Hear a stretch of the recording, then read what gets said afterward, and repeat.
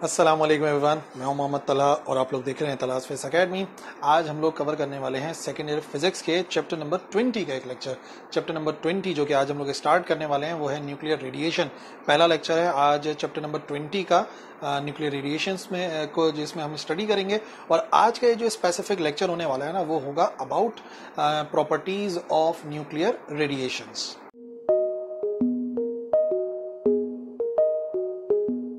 So first of all what is nuclear radiation, यानी कि किस चीज को न्यूक्लियर रेडिएशन कहा जाता है। तो देखो वो तमाम की तमाम रेडिएशन जो न्यूक्लियस से इमिट होती है, ठीक है, वो तमाम की तमाम रेडिएशन जो कि न्यूक्लियस के ब्रेक होने की वजह से रिलीज होती हैं, वो तमाम की तमाम कहलाती हैं न्यूक्लियर रेडिएशंस। ठीक है ना, ब्रेकिंग ऑफ न्यूक्लियस की वजह से ही होती हैं ऑफ कोर्स।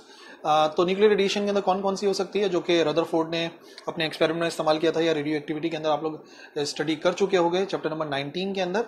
तो वहां पे सबसे पहले alpha particle, number 2 beta particle और तीसरा गैमा रे। ये तीन तो कॉमन है जो आपको पता है रेडियो एक्टिविटी की वजह से किसी भी न्यूक्लियस से इमिट होती हैं। लेकिन न्यूक्लियस से इमिट होने वाली दो और चीजें हैं क्योंकि वो न्यूक्लियस के अंदर ही होती हैं। भाई ये तीन तो रेडियो एक्टिविटी के जरिए इमिट हो रही हैं, लेकिन दो और भी तो चीजें होती हैं न्यूक्लियस के अंदर जो इमिट हो सकती हैं। नंबर 1 प्रोटॉन और नंबर 2 न्यूट्रॉन। इसका अंदर टोटल कितनी हो गई न्यूक्लियर रेडिएशन? टोटल हो गई 5 न्यूक्लियर रेडिएशन जो कि हम लोग स्टडी करेंगे। Alpha particle, beta particle, gamma ray, proton and neutron, यानी कि इन पांचों की प्रॉपर्टीज को हम लोग कवर करेंगे। लेकिन सबसे इंपॉर्टेंट बात यह है कि वो जो प्रॉपर्टीज मैं आपको एक टेबुलर फॉर्म में बताऊंगा, लेकिन मैं ये चाह रहा हूं कि सबसे पहले वो जो प्रॉपर्टी मैं आपको बताऊं ना उसका मीनिंग आपको पता हो। नंबर 1 देखो, मास तो आपको पता होगा। मास किसे कहते हैं? Quantity contain in a particle और मैटर, तो वो हो जाएगा मास। मैं आपको मास बताऊंगा हर एक का, चार्ज बताऊंगा। एक बड़ी ही खास प्रॉपर्टी है, बल्कि उससे पहले स्पीड को तो आप जानते ही हैं, स्पीड भी कॉमन हो जाएगी। एक प्रॉपर्टी होती है पेनिट्रेशन पावर, पेनिट्रेट करने की सलाहियत। ठीक है ना, तो जो ये रेडिएशन है न्यूक्लियर रेडिएशन, इसमें सलाहियत होती है पेनिट्रेट करने की। फॉर एग्जांपल हाथ से, पेपर से, दीवार से, किसी भी जगह से पेनिट्रेट करने की सलाहियत। तो पेनिट्रेशन पावर का मतलब होगा दाखिल हो जाने की सलाहियत कि कौन कितनी ज्यादा दाखिल हो सकता है कौन सी रेडिएशन, तो वो मैं आपको बताऊंगा पेनिट्रेशन पावर में। एक और सलाहियत होती है उसे कहते हैं आयनाइजेशन पावर, आयनाइज करने की सलाहियत। ठीक है ना, अब ये आयनाइजेशन पावर से क्या मुराद हो गई? देखो ये जो रेडिएशन होती है ना, ये गैस के मॉलिक्यूल्स को आयनाइज करने की सलाहियत रखती है, एयर के मॉलिक्यूल को आयनाइज करने की सलाहियत रखती है। कैसे करती है आयनाइज? अल्फा पार्टिकल है इतना भारी कि वो जाके अगर टकराएगा, ठीक है, किसी भी गैस के मॉलिक्यूल से, तो उसमें से इलेक्ट्रॉन को इमिट करवा सकता है। यानी कि सिंपल वर्ड्स में मैं आपको बताऊं कि इलेक्ट्रॉन को गैस के किसी मॉलिक्यूल से निकाल देंगे तो गैस आयनाइज हो जाएगी। तो ये जो प्रॉपर्टी है कि इलेक्ट्रॉन को बाहर निकालना है उसे आयनाइजेशन कहते हैं। तो किस में ज्यादा किस में कम है वो इंशाल्लाह आप लोग टेबुलर फॉर्म में समझ जाओगे।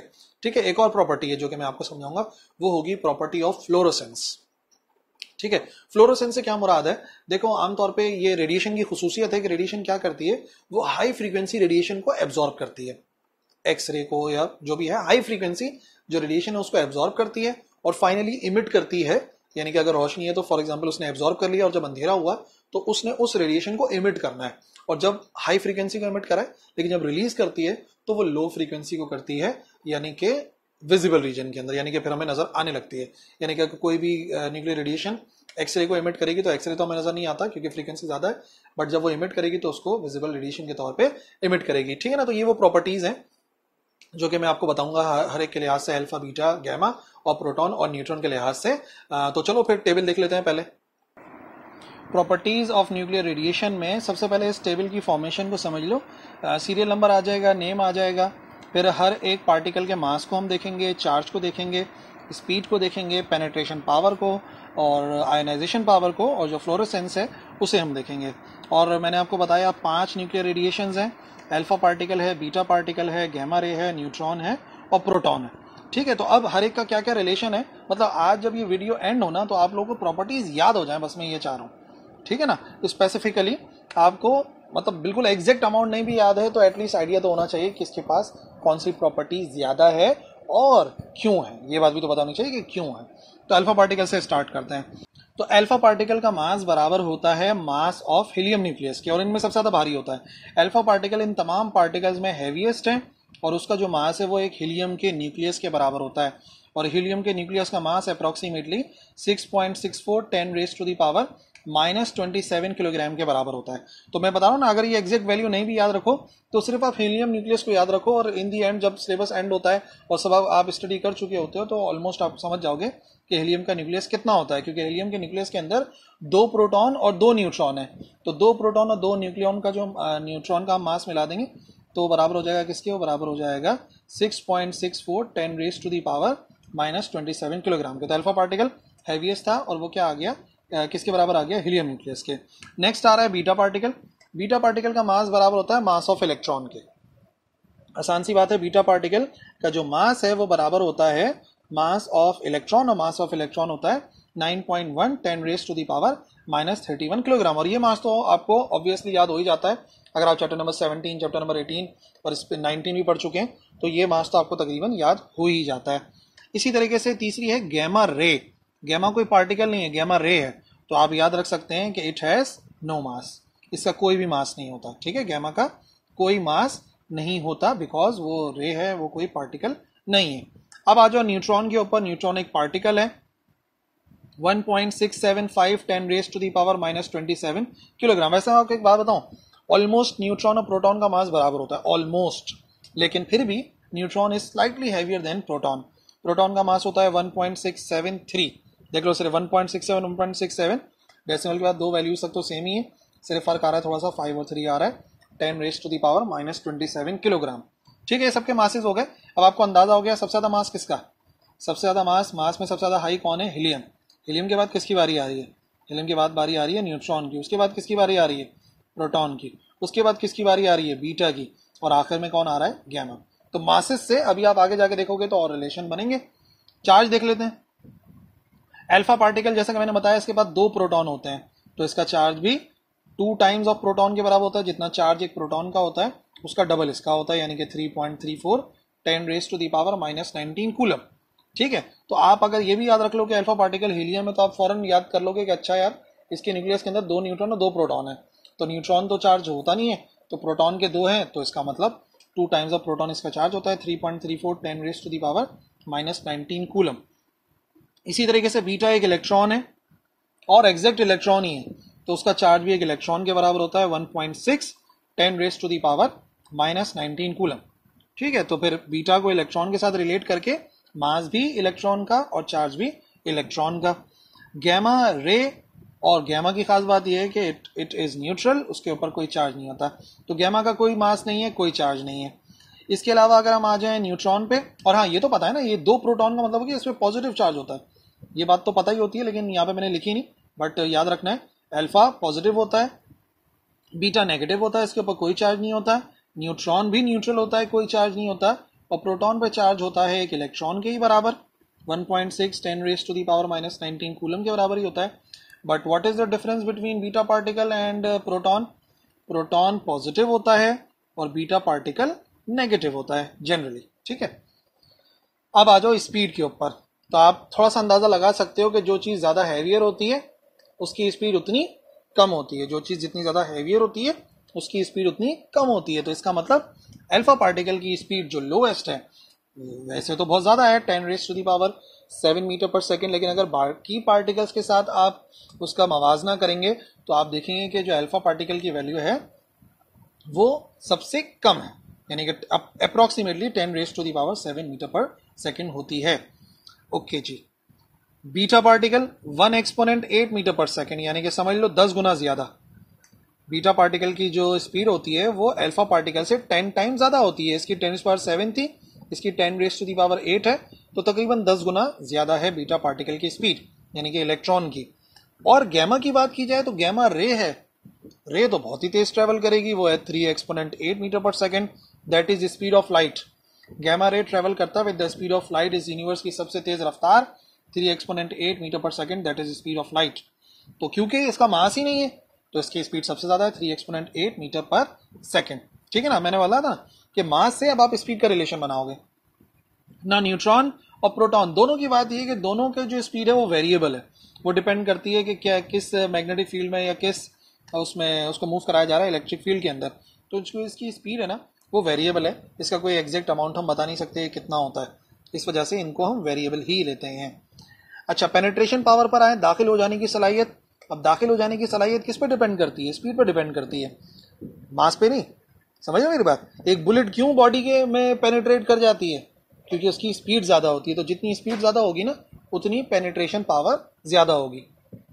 तो अल्फा पार्टिकल की पेनिट्रेशन जो है बहुत ही कम है। लोएस्ट पेनिट्रेशन पावर जो है वो अल्फा पार्टिकल की है, क्योंकि मैंने बताया उसकी स्पीड इनमें सबसे कम है। तो ये जो अल्फा पार्टिकल होता है ना, ये हमारी जो थिकनेस ऑफ स्किन है, ठीक है, या बहुत ही पेपर कर लो, पेपर की जो थिकनेस होती है, बस ये इतना ही पेनिट्रेट कर सकता है। यानी आप ऐसा समझ लो कि अगर कहीं से अल्फा पार्टिकल गुजर रहा होगा ना, और आप उसके सामने अपना हाथ रखोगे, तो वो आपकी स्किन में ही दाखिल हो पाएगा, स्किन से अंदर गोश्त वाले हिस्से की तरफ नहीं जाएगा, फ्लैशी पार्ट की तरफ नहीं जाएगा, सिर्फ स्किन तक ही जाएगा। तो इसकी पेनिट्रेशन पावर जो है ना काफी कम होती है। सबसे कम अल्फा पार्टिकल की पेनिट्रेशन होती है, क्योंकि स्पीड सबसे कम होती है। ठीक है, बस ये समझना है, इस तरीके से रटना नहीं है। स्पीड समझ जाओ तो पेनिट्रेशन समझ में आ जाएगी आपको, और मास पता हो तो स्पीड का अंदाजा हो जाएगा। अच्छा, beta particle few millimetres of mercury चली जाती है, यानी कि मोर देन अल्फा। ठीक है, फ्यू मिलीमीटर्स ऑफ एल्यूमिनियम दाखिल हो सकती है। एल्यूमिनियम की अगर एक फॉइल है तो उसमें कुछ मिलीमीटर की एल्यूमिनियम को ये पार कर जाती है। यानी कि ये तो बात कंफर्म है कि अल्फा से ज्यादा होती है इसकी जो पेनिट्रेशन पावर होती है। क्यों ज्यादा है? क्योंकि इसकी स्पीड ज्यादा है, 10 गुना स्पीड ज्यादा है, तो पेनिट्रेशन भी ज्यादा ही होगी। और सबसे तेज रफ्तार गैमा है, तो इसकी पेनिट्रेशन तो बहुत है। 1 मीटर का कॉन्क्रीट, जो 1 मीटर कॉन्क्रीट की अगर कोई वॉल बनी हो तो वो उससे भी पेनिट्रेट कर जाती है। और अगर स्किन के लिहाज से मैं आपको अंदाजा बताऊं तो हमारी बॉडी के आर पार चला जाता है गैमा रे, और बीटा पार्टिकल स्किन के अंदर दाखिल होकर गोश्त वाले हिस्से में चला जाएगा, लेकिन बाहर नहीं निकल पाएगा। और ये जो गैमा रे ये हमारी बॉडी के आर पार भी जा सकती है, डीप इनसाइड भी चली जाती है बॉडी के। ठीक है। अच्छा, क्योंकि स्पीड वेरिएबल है न्यूट्रॉन और प्रोटॉन की, तो जो इनकी पेनिट्रेशन पावर है वो भी याद रखिएगा वेरिएबल होगी, क्योंकि स्पीड जितनी ज्यादा पेनिट्रेशन उतनी ज्यादा। बस ये बात आप ज़हन में बिठा लें, for neutron and proton also. Now ionise करने की सलाहियत जैसे कि मैंने समझाई, जो जितना हैवी होगा उतना आयनाइज कर पाएगा, क्योंकि वो एटम जब जाके किसी जो पार्टिकल है, ये जो रेडिएशन है, जब जाके किसी एटम से टकराएगी तो उसमें से इलेक्ट्रॉन को निकाल सकती है। ठीक है, तो अब जाहिर सी बात है इसका ताल्लुक मास से बनेगा। मास ज्यादा तो आयनाइजेशन ज्यादा। सबसे ज्यादा हैवी कौन था? अल्फा। तो अल्फा पार्टिकल हाईली आयनाइजिंग है, यानी इन सब में सबसे ज्यादा जो आयनाइजेशन प्रोड्यूस करता है वो अल्फा पार्टिकल करता है। अल्फा पार्टिकल इलेक्ट्रॉन को अट्रैक्ट कर सकता है। अल्फा पार्टिकल किसी एटम से जाके टकराए तो उसमें से कई सारे इलेक्ट्रॉन्स को निकाल सकता है। बीटा पार्टिकल की आयनाइजिंग है, लेकिन कुछ कम है अल्फा के जरिए, क्योंकि बीटा पार्टिकल ऑलमोस्ट इलेक्ट्रॉन के बराबर होता है, तो ये हेड ऑन कोलिजन कर सकता है इलेक्ट्रॉन के साथ जाके। यानी कि अगर बीटा पार्टिकल जाके इलेक्ट्रॉन से टकराएगा तो जैसे एक स्नोकर बॉल टकराती है, हटा देती है उसको जगह से, बिल्कुल ऐसे ही इलेक्ट्रॉन को हटा देगा, यानी कि उस मॉलिक्यूल को आयनाइज कर देगा। गैमा रे बहुत ही कम आयनाइजिंग है, वीकली आयनाइजिंग है, क्योंकि गैमा रे एक्चुअल डायरेक्ट आयनाइजेशन नहीं करती। सिर्फ ऐसा हो सकता है कि अगर कोई इलेक्ट्रॉन इतनी गैमा रे एब्जॉर्ब कर ले, इतनी एनर्जी एब्जॉर्ब कर ले कि उसको एब्जॉर्ब करके एटम से बाहर चला जाए, तो फिर हम कह सकते हैं कि वो आयनाइजेशन कर सकता है, लेकिन वो बहुत ही वीकली आयनाइजिंग रे है। ठीक है, और फिर वही बात न्यूट्रॉन और प्रोटॉन में आ गई।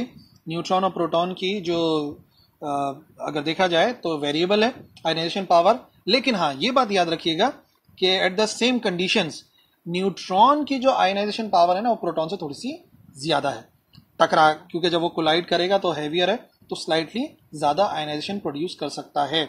और जैसा कि मैंने समझाया, फ्लोरोसेंस का मतलब क्या है? फ्लोरोसेंस का मतलब यह है कि रेडिएशन को एब्जॉर्ब करना, हाई फ्रीक्वेंसी रेडिएशन को एब्जॉर्ब करना और फिर उसको बाद में रिलीज कर देना, ठीक है ना, लो फ्रीक्वेंसी करके, तो उसे हम कहते हैं फ्लोरोसेंस। और ये सारी की सारी रेडिएशन ही फ्लोरोसेंस प्रोड्यूस करती है। अल्फा पार्टिकल जब रोशनी होती है तो उसको एब्जॉर्ब करता है और अंधेरे में चमकता है। बीटा पार्टिकल अंधेरे में चमकता है, गैमा रे अंधेरे में चमकती है। इसी वजह से आमतौर पे कहीं पर अगर रेडिएशन होती है तो लोग जो है वो अगर पिक्चर वगैरह लें या वीडियो वगैरह बनाएं उस जगह पर, तो अक्सर चमकते हुए कुछ पार्टिकल से उड़ता हुआ नजर आता है, तो उसको वो भूत वगैरह समझते हैं पता नहीं क्या चीज है। असल में वो क्या होता है? असल में वो पार्टिकल होता है, alpha particle, beta particle, gamma ray, neutron, proton वगैरह। न्यूट्रॉन और प्रोटॉन भी फ्लोरोसेंस प्रोड्यूस करते हैं, लेकिन उसके लिए एक बिल्कुल अलग से मेथड है। वो उतने ज्यादा फ्लोरोसेंस प्रोड्यूस नहीं करते, लाइट इमिट नहीं करते जितना कि अल्फा, बीटा या गैमा रे इमिट करते हैं। So that's it. I hope आपको समझ में आ गया होगा कि किसकी क्या प्रॉपर्टी है। ये प्रॉपर्टीज टेबुलर फॉर्म में समझाने का मेन मकसद ये है कि आप लोग इस टेबल को अपने पास चाहो तो स्नैपशॉट करके रख लो और इसको स्टडी करते रहो, और इन प्रॉपर्टीज से जो आगे आने वाले टॉपिक्स हैं चैप्टर नंबर 20 के न्यूक्लियर फिजिक्स के भी, ऑफ कोर्स वो समझने में बहुत ज़्यादा आसानी होगी। और अगर कोई मसले मसाइल हैं, कोई प्रॉब्लम है, तो आप कमेंट सेक्शन में लिख दो, मैं इंशाल्लाह रिप्लाई करूंगा। That's all for this lecture. अल्लाह हाफिज़।